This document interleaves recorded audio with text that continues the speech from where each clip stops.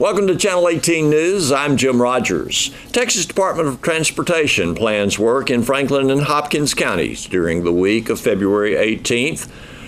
Work includes State Highway 154 in Hopkins County from State Highway 11 to Loop 301. Watch for survey crews as they begin marking locations for upcoming roadway surfacing operations. State Highway 19 in Sulphur Springs at Interstate 30. Watch for workers placing counters for an upcoming traffic study at that location. And in Franklin County, State Highway 37 from Mount Vernon to Winsboro. Watch for lane closures and short traffic delays as crews perform surfacing operations. Exhibitors have validated 343 animal projects for the February 21st through 23rd Hopkins County Junior Market Livestock Show and Sale of Champions. Roughly 130 projects will qualify for the sale. Validated are 118 swine, 73 pens of chickens, 124 lamb and goats, 28 steers. The Junior Market Livestock Show and Sale of Champions will take place at the Civic Center with the Sale of Champions set for Saturday. Local school FFA and 4-H chapters will participate in the show and sale. Each day this week on KSST and Channel 18, we will introduce you to some of the students and club members who will show livestock. They will explain their projects. Should they qualify for the Sale of Champions, many of these will use funds from the sale to fund college, technical school, and other life endeavors. Others will reinvest funds in their animal for the show next year. Today, Enola Gay interviews students from North Hopkins FFA. Our North Hopkins FFA chapter, we have our 10 officers on the team that we elect every year. We have great members, great teachers. We get a lot done throughout the year, and it's a really great group. It's a lot of fun. We do have a lot of fun. And, our chapter, it's great, honestly. Probably friends for a few years. Yeah, I think all of us have been friends for a little bit. Yeah. Definitely. A lot of us don't really have problems, which is a weird thing when you go to such a small school. You feel like you'd have problems, but the 10 of us, we all get along really well. We do have a lot of fun. Our 10 officers, we're a pretty close-knit group. Yeah. Well, the two of you have always gone to North Hopkins School District. Yes. For pre-K all the way on up. Yeah. Yes. And you each have similar plans towards college, and we're going to get to that as we go through, but let's focus a little bit more on in your chapter, you are each vice presidents. Yes. And your instructor and the lady who brought you this one? Yes, Miss Bettis. This is Miss Bettis. One of our wonderful teachers. One of our ag teachers who helps us with all of our, not only with how we do as officers, but she also teaches ag classes. Mm-hmm. I have her for advanced animal science. Yeah. And even that's fun. Yeah. Surprisingly.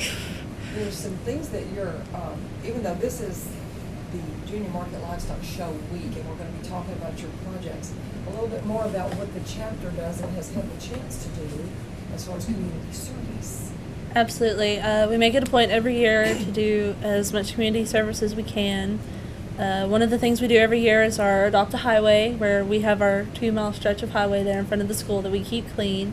And our Senior Citizen Angel Tree, which is that's one of my favorite service projects, where we find 2 senior citizens in Hopkins County, and they give us a Christmas list, and we go buy them gifts, and we get to deliver it to them personally, and it's seeing their faces means a lot. It's so because it makes these me are so people happy. who don't really get gifts. It's a lot. And in the past, last year after Hurricane Harvey hit, we also did a drive where we got feed and water for the animals down in Houston who weren't getting as much attention as everything else. Yeah. So, and how specifically, how did you get to help out? We took a trailer and we had people make donations, and the officer team, all of us, we participated, and it was crazy. It was a lot of fun. But we had posters, and we were standing out in front of we had posters by our trailer, it was fun. And we were at Tractor Supply, and we also had people who would come in, and we'd ask them, if you can donate, and we got a lot of people who surprisingly, we actually got a lot more than I thought we would. We like filled up the whole trailer. Yeah. It was People great. wanted to help. They did. They did. So as far as money donations, you used it to buy feed? Yes. Any money Um, donations we got, we immediately went right back in and I think bought the biggest things we got items. were waters. feed and water. Feed and water. Because that was Shavings? shaving Shavings. everything. Yeah. Yes. All Oh, those. goodness, Like I the need said, was so great. it was. So in a participation maybe with Mount Vernon, your trailer was there, your cattle trailer was Yes. there? Yes. And then Went on to Took Houston. it to Houston, yes. It did. places where that was needed. Also, you did some work at Cooper Lake? Yes. Oh, yes. So this past year, last spring, Cooper Lake flooded on both sides, and some of the structures were damaged. And so, after they had been fixed, they called us in to see if we would come and repaint like cabins and stuff. So, we got to make it look all nice again. And they're doing good now. It's not flooded again. So, Yeah. Real Thank gosh. practical education you get through meetings. Right? yes, absolutely. Really opens your eyes to the need. Honestly. So both of you have a lifelong education, ongoing education Yes. with animals and livestock. Yes. You have personal love for it. I know I've been picking that up from Sydney. And Brianna, we know you also as cover girl, Fall Festival Yes, cover girl. that was me. 2018. Yes, 2017, 2018. That was me. Tell me a little bit about your menagerie at home. What does that mean? Like just Your collection of animals. Yeah. Oh, I have 4 dogs. They're Shorkies, which are Shih Tzu Yorkie mixes. I have 8 cows and a goat. I've had goats forever because I show goats. And the dogs are fun, but what I think, like, even though I do have a goat, I think the cows are my favorite because we've got 2 calves right now and a boy and a girl. And it's Juno and Jupiter. And I love them, and I'll go out and I help my dad feed them, and they'll come up and we'll play. It's so much fun. They're great. I love animals. I've always loved animals. It's a really big thing for me. Do you have a little sister still? I do have a little sister. She's 15. She's not really into animals like I am. She doesn't really get it, why people care about animals so much. But she's still great, and she helps me with the cows too, and the dogs and my goat when I can't be there. She's great. And the beautiful thing about this involvement is that this is helping you in your future life, and we're going to talk Yes. more about that. Brianna, tell me about your family and animals. So we've always lived in the country. We've always had dogs, cats, chickens, horses. They've always been a part of our lives. I don't have as many animals as Sydney. I don't have like goats and cows, but I've worked with them through the years. Whether it was with a neighbor or something, I've been around the animals whether they were mine or not, and so yeah, I've always been very involved with animals, and so I hope to continue animals in some way. That really opens our eyes to the rest of the world, really. I want to talk about your projects. Of course, this being the Livestock Show Week, everyone is getting ready. And what is the Yes. procedure, like Thursday? Oh, it's already started. Yeah, we start Mondays, and we have our goats and our pigs and our lambs up there today. At the school. And we will, At our school, yes, at North in Hopkins. our ag building, Bring them and we all will up there. wash and clip all of our animals. And then Thursday is the lamb and goat show, and we will leave North Hopkins at noon, and we will take our animals up there and get them ready and weigh them. Then we'll do the goat show, we'll do the lamb show, and then we have to take all of our animals back to North Hopkins and take them back up there Saturday for the animals in Midtail. Friday morning is chickens. Chicken and pigs are on Friday. Tell me about your chickens. Oh goodness, chickens. So we get them. I've had them for almost 5 weeks today. I've had them 5 weeks today. We get them, and they start as the cute little. They're actually hatched that morning. Usually, the day that we get. Yes, they are. And have they come in the mail? No. No, we pick them up. Our ag teacher goes to. Did we get them from Pilgrims, or? No, it's these. Okay, you're right. Anyway, so yes, our ag teacher goes and picks them up, and they come in little boxes, and you get to take them home, and they're all cute and fluffy for a couple of days, and then they start getting bigger. About how many did you decide to start with? Well, every student receives 25, but me and my brother both show chickens, so we have 50 chickens at my house right now. So like I said, they steadily grow, and then you just hope they get as big as they can before Friday, before you show them. And What is the daily schedule of feed, water, and care? Yeah, we start every morning. We get them fresh water, fresh food, stir them up a little bit, make sure they walk around and stuff. And then throughout the day, they're very almost delicate. Like if they get too hot, they'll like have heat strokes almost. And if they get too cold, they'll freeze to death. So you got to make sure it's a good medium there where they're not too hot, not too cold, because they will die on you if they're too extreme in either direction. They're kind of particular. And like throughout the day, you check on them, you stir them, make sure they're all fine. You check their water. You may have to have a heater or a fan. Yes, we have heaters and heat lamps. Especially when they're first born, they're little. They need to stay very warm, because they're still babies. Then as they get bigger, they like the cooler a little bit more. So. Well, how do you select the best ones that are going to go into the pens for children? Right. So. The biggest ones, obviously, and then once you have your group of your biggest chickens, you want to find 3 chickens that match each other in size and weight, as well as 3 almost identical chickens, which is hard because obviously they're not always identical, and so that's kind of the selection process. Is this one might be like the biggest rooster I have, but these 3 match better. And so you would almost take them rather than the one large one because he'll be the odd one out, So that's kind of the selection process, is to find the 3 best form matching chickens that you have. And that's what you take to show. Okay, so yours will be judged on Friday morning. Yes. And then if you make it to the sale of chickens, then you will be back up there on Saturday. Yes. Absolutely. That's where the public gets really involved. Yes. And we're inviting everyone to come. Absolutely. And Sydney, tell me now the process of raising a show goat. We get our goats July and August. We get them before we start school. So I've had my goats for like 6 months, maybe You longer. said goats? Goat. I only have one goat this year. So he gets a pound of food in the morning and a pound at night, and we'll steadily increase that as it gets closer to show. And he gets half a bucket of water, because with this particular goat, he'll drink too much and then won't eat. So he gets less water than I'd usually give my goats, but, enough. He has to be walked and braced almost daily when I first get him, to get him used to his halter and his chain, which I use in the show ring. And as it gets closer to show, we also do jackpot shows, where I will clip him and get him ready and take him to a different show before the county show.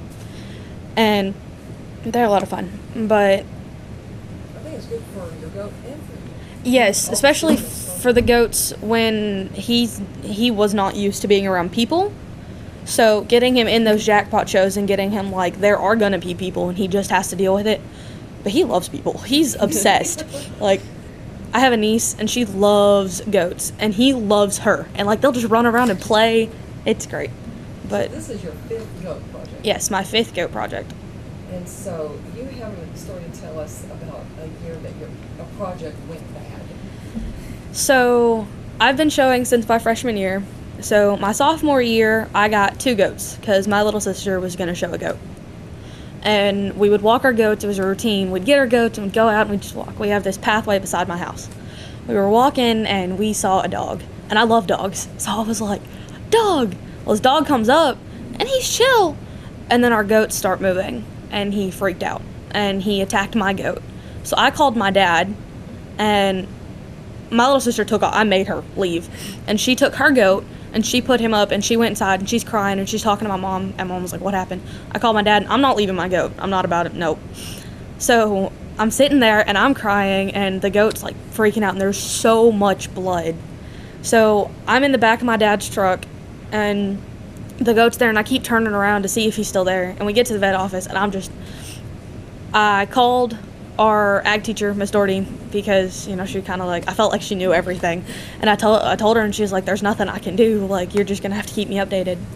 So I get to the vet office and he has to shave off parts of his hair so he can see what he's dealing with.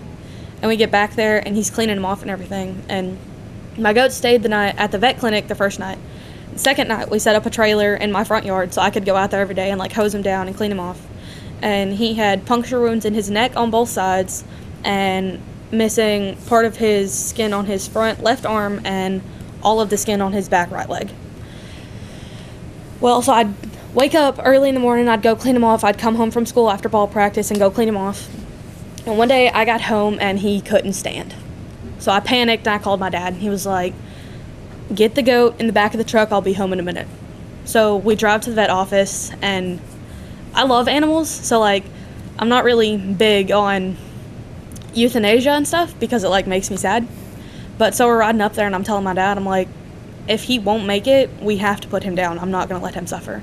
So I'm sitting in the back of the trailer and I hold my goat, and the vet comes out and he looks at him and he looks at my dad and he just shakes his head. And so I'm crying, and he was like, you know, we don't have to do this, but I'd recommend it. Like, his quality life is just going to be poor. And so I'm sitting there and I'm stroking my goat and I'm like, it's going to be okay, it's going to be fine, you know. Turns out the dog, when he bit my goat, ripped the entire muscle in his back leg in half. And so slowly but surely my goat was bleeding out, and like he was going to die whether I wanted him to or not. And so we have to now take the empty trailer back to my house. So I called Miss Doherty and I was like, we had to put him down. She's like, I'm sorry. So that was a drain on you personally as your involvement with your animal, and also you couldn't make the show. yeah, I did not believe I was going to be able to show in the County Netla show. But unfortunate for her, lucky for me, we were at a softball game and my little sister stepped off wrong and broke her ankle right before county show, so she couldn't show. And I might be a bad sister, but I was so happy. So I was telling Miss Doherty, I was like, wait, this means I can show, right? Like, I can show her goat. And she was like, yeah, you can. And I like, we celebrated. And like, my sister was just like, I was like, I'm sorry for you, but yay for me. And so I did get to show that year. I was so happy. It meant a lot being able to show when I didn't think I was going to be allowed to. And I did split my earnings with my sister, like, to make up for it. Like, sorry you broke your foot, but, you know. Oh, that is just great to hear. Now, during the process of the Junior Market Livestock Show in Hopkins County, of course, maybe you show at the bigger city shows, the bigger towns and around. And it's all a great experience. And it's leading to the time when you, both the seniors, are going to be graduating from high school and deciding what you're going to do. But you've already decided. You have plans in place. Yes. I think we both have a pretty good idea. Tell me about it. Well, I did win the scholarship to Honors College, so I have the next 4 years of my life planned out, basically. And so I'll be going to Commerce, and I plan on getting a degree in theater and minoring in English, because I hope to one day be a teacher. So that's kind of where I'm leading towards after high school. Yeah, they think I'm crazy for wanting to be a teacher. I do indeed. But that's okay. You as a teacher. See, I thought so. You are going to Texas A&M Commerce. Yes. Some of the scholarship money that you have earned through these years of showing chickens is being used. It's like she said, we've done dual credit classes throughout high school. It's been used for that because those aren't exactly cheap. And like I said, it's been used for any application fee I've had to do, any other activity that I've needed to pay for. And I also, we both kind of have done the same thing. I used my show money that I've won over the years to buy a car. So everybody needs a car. Do not have a car payment. Pay it in full. So that was really good. I was excited about that. And And Sydney, tell me some I also bought a car. I bought a 2007 Ford, and, well, it's a truck, but still. Yeah. It is also completely paid for, and I love this truck with my whole heart. You know, my parents always told me that, like, if you buy it, it'll mean more, and I never believed them until I did. It's but true. I'm like, this is mine, don't touch it. It's, yeah. PJC and Texas A&M Commerce is part of your family tradition. Yes, my older sister went to Paris Junior College right after she graduated high school. My older brother got a scholarship to Texas A&M, actually, because he scored a 27 on his ACT, which is a really high score. My brother is basically a genius. Not to brag, but, you know. But, yeah, I want to finish my basics at PJC, just for 2 years, obviously, and then go to Commerce. I do want to be a doctor. I want to be a pediatric surgeon, so I do plan on majoring in medicine and the science and math that unfortunately comes with it. But if that doesn't work out, I have a backup plan. I'm going to become an ag teacher, and I'm going to go steal my ag teacher's jobs. I'm serious. They might retire, but I don't know. I do. Here's Don Julian with sports. Monday was a student holiday at Sulphur Springs High School on President's Day. The teachers had an in-service day, and they could hear the thumping of the basketball coming from the gym as the Wildcats basketball team practiced on Monday morning for Tuesday night's by-district basketball game against John Tyler at Wills Point at 7 p.m. On KSST Radio and Cable Channel 18 Saturday morning coaches show, Wildcats coach Clark Cipolletta said the Wildcats would be the home team. The Wildcats are ranked number 4 in Class 5A, and they are 24-8 for the season. Coach Cipolletta also said that senior point guard Keyston Willis has been cleared to play in that by-district game. The Wildcats managed to go a perfect 10-0 in district, despite the fact Willis missed 7 district games with a small fracture in his right ankle. Willis returned to practice last Friday. Coach Cipolletta said he looked good. Wildcats head football coach and athletic director Greg Owens is announcing that 3 more of his football players have made commitments to play college football. Landry Tyson and Austin Dodd, who both played safety and wide receiver for the Wildcats this fall, are committed to Texas A&M Commerce. Defensive back and receiver Damian Dugan is committed to Hardin-Simmons University in Abilene. Back on National Signing Day on February 6th, Wildcats quarterback DeCorian Young signed with Trinity Valley Community College in Athens, and nose tackle Jose Rodriguez signed with Louisiana College in Pineville, Louisiana. Lady Cats softball team opened the regular season this past Thursday through Saturday in the annual Sulphur Springs tournament, and the Lady Cats went 5-0. Lady Cats coach David Carrillo said this year's team is one of his deepest. He has 15 Lady Cats on the roster. Coach Carrillo continues to talk to them about we over me. He said the Lady Cats are also getting good pitching from 3 pitchers, and the Lady Cats are wrapping out hits from the top to the bottom of the lineup. Lady Cat Kelsey Wallace hit 3 home runs in the Sulphur Springs tournament, and Maddie Millsap had 1. Lady Cats and Wildcats soccer matches with Mount Pleasant have been moved from Tuesday night to Monday night due to bad weather expected on Tuesday. Lady Cats are playing at Gerald Prim Stadium, and the Wildcats will be playing in Mount Pleasant. Thanks for watching Channel 18 News. Have a great evening.